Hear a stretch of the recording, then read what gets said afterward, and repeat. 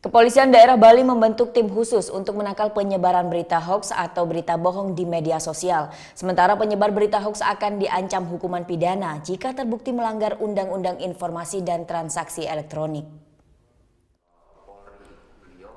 Merespon tegasnya Kapolri terhadap penyebar berita hoaks segera ditindaklanjuti Polda Bali dengan membentuk tim khusus Intelijen Media Management (IMM) di bawah Divisi Humas. Melalui aplikasi khusus, personel IMM akan mendeteksi dan menyaring kebenaran informasi yang tersebar di media sosial. Kapolda Bali Irjen Pol Petrus Reinhard Dolose juga sudah memerintahkan seluruh divisi humas untuk segera mengcounter berita hoaks agar tidak meresahkan masyarakat. Dibentuk juga untuk cyber troops, ya. Cyber troops juga memonitor hal-hal yang seperti itu yang sifatnya hoax, benar atau tidak ditelusuri dulu, benar atau tidak. Kalau tidak, segera disampaikan, segera kami tindak lanjuti, kemudian di-share ke media.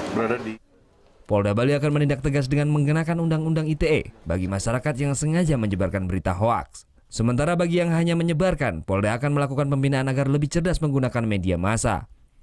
Menjelang pilkada serentak ini, IMM pun mulai mencermati informasi yang tersebar di media sosial. Polda Bali juga menerima masukan dari media dan masyarakat jika menemukan informasi meresahkan.